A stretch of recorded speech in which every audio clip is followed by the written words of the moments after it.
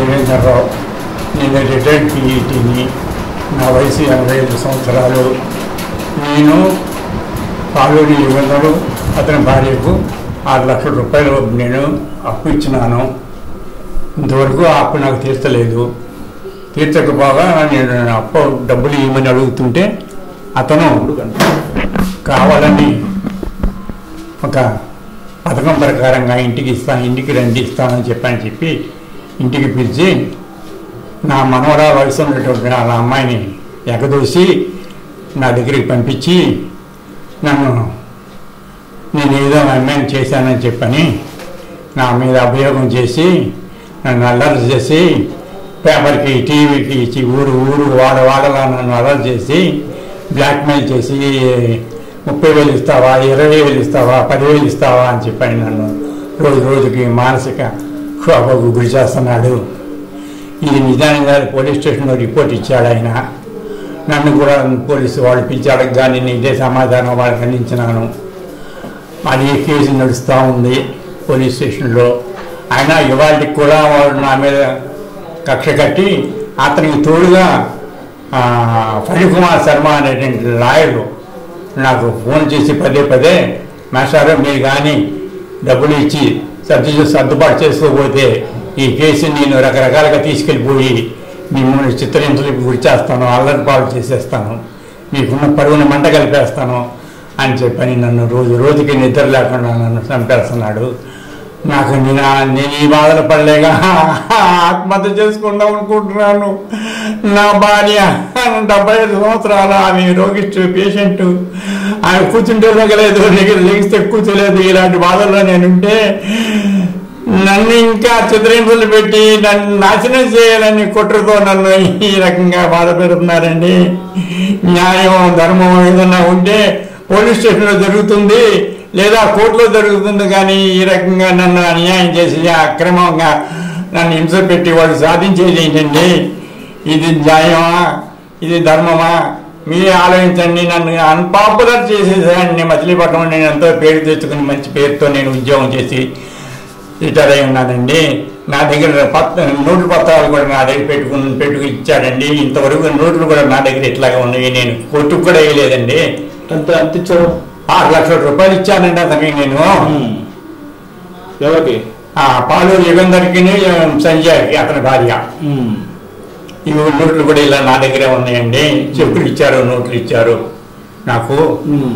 నన్ను ఆఖరికి ఈ స్థితికి తీసుకొచ్చి ఈ డబ్బులు ఇవ్వకుండా ఎగ్గొడటానికి నన్ను ఎగిరిపిస్తున్నారు. నేను ఈ బాధలు పడలేక ఈ వయసులో నా భార్య ఆరోగ్యం బాగా ఒక చావు బతుకుల్లో ఉందని నేను 85 సంవత్సరాలు నేను జబ్బు మనిషిని గుండెపోటు వచ్చి ఉంది నాకు గతంలో. నేను ఇప్పుడు చచ్చిపోతాను నాకే తెలియదు. ఈ పరిస్థితులు నాకు గోళ వద్దు, ఏమొద్దయ్యా, నాకు ఇవ్వాల్సిన డబ్బులు వద్దు, ఏమొద్దు, నేను వదిలేస్తున్నాను, తీసుకో, నాకు వద్దు అని చెప్పి అని అన్నాను. అన్నా సరే అతను ఇంకా డబ్బులు కావాలని నన్ను వేధిస్తున్నారు రోజును. కాబట్టి మీరు దీని మీద పోలీస్ స్టేషన్కి కేసు పెట్టాల్సింది కదా.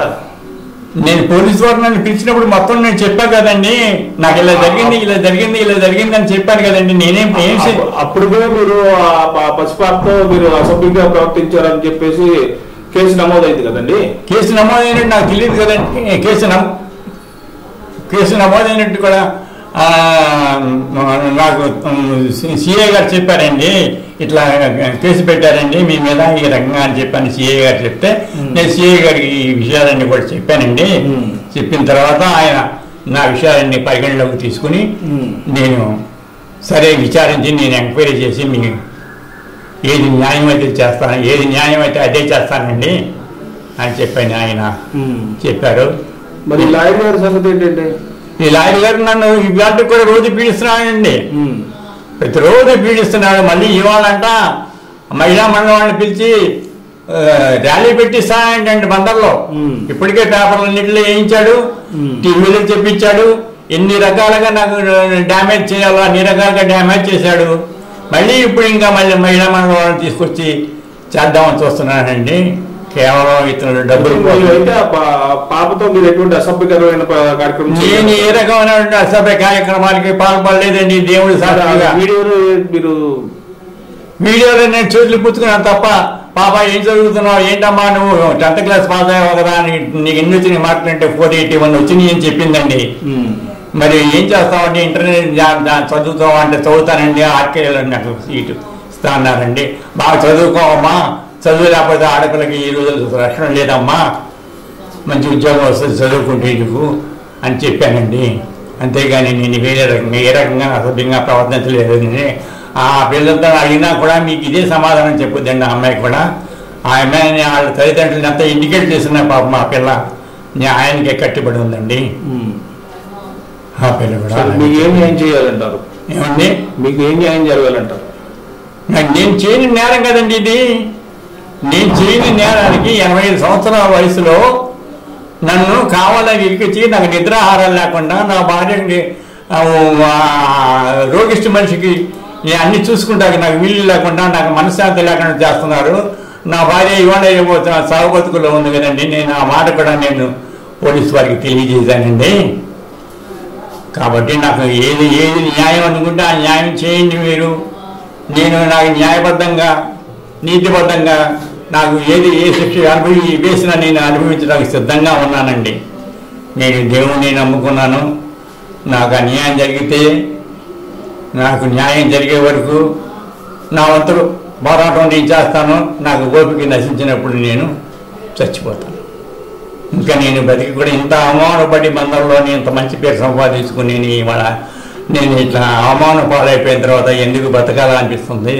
నా పిల్లలకి తెలిస్తే, నా చుట్టాలకి బంధువులకు తెలిస్తే నా జీవితం ఏంటి సార్, నాకు 85 సంవత్సరాలు వచ్చినాయి కదా, నన్ను ఇలా చేసి వాళ్ళు సాధించేది ఏంటండి? కేవలం డబ్బు కోసమే వాళ్ళు నన్ను ఈ రకంగా హింస పెడుతున్నారే తప్ప వేరే విధంగా. ఇన్నిసార్లు నేను ఆ లాయర్ గారికి చెప్పుకున్నా కూడా నా మన ఆలకించలేదండి.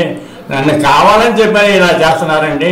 మీరు ఎవరైనా సరే పత్రికా విలేకరులు ఎవరైనా సరే ఒక్కసారి వాళ్ళది అటు వాళ్ళ ఉండే నివాస స్థానం దగ్గరికి వెళ్ళి ఎంక్వైరీ చేసుకుని అసలు వాళ్ళు ఎవరో, ఎందుకు మాస్టర్ని పిలిచారు, వాళ్ళకే మాస్టర్కి అసలు ఏమిటి సంబంధం అసలు అనే విషయాన్ని మీరు కూలంకషంగా ఎంక్వైరీ చేస్తే పోలీసు వారు కూడా ఎంక్వైరీ చేశారు. పత్రికా విలేకరులు కూడా వెళ్ళి వాళ్ళ ఇంటికి వెళ్ళి ఎంక్వైరీ చేస్తే అక్కడి నుంచి వచ్చే రిపోర్ట్ ఏంటి మీరు చూడొస్తండి.